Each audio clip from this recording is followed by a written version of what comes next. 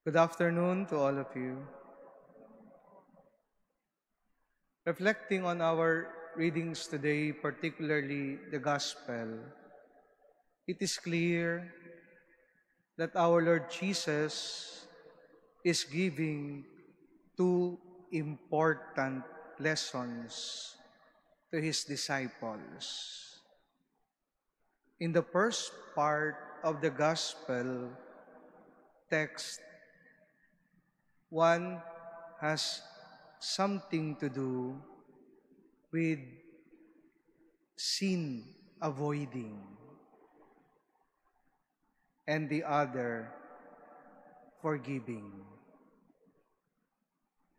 Nandyan lagi ang temptation para dalin at magkasala tayo.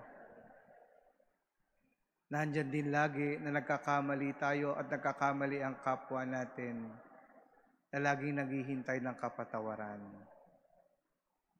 Kaya looking closely, I see this as two imperatives in following Jesus.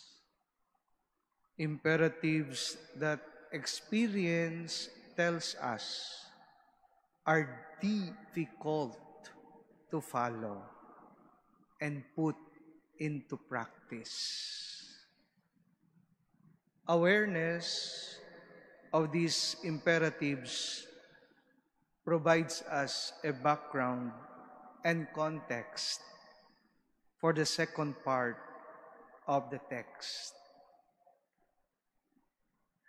Mahirap po minsan umiwas sa tukso at temptasyon ng pagkakasala.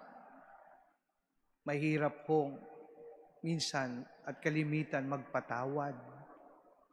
Imagine in one day, your brother wrongs you 7 times, and then he will come back 7 times also in one day asking for forgiveness.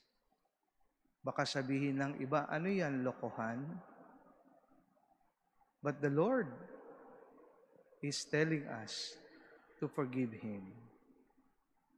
And the second text of the gospel is clear. When the disciples heard this, and this command from our Lord, mahirap gawin ito.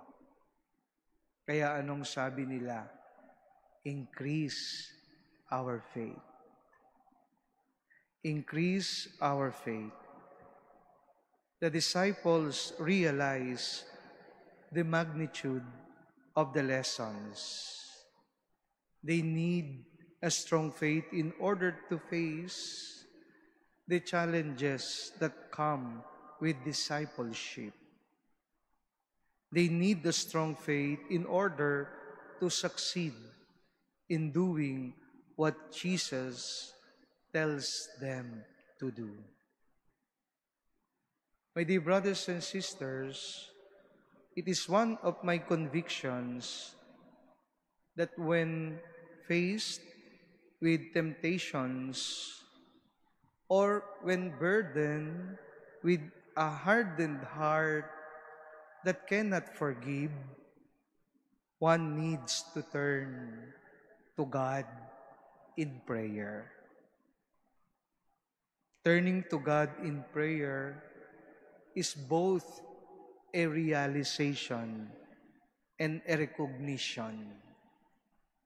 A realization that as human, I am weak, I have weaknesses, and a recognition that with God, I become strong.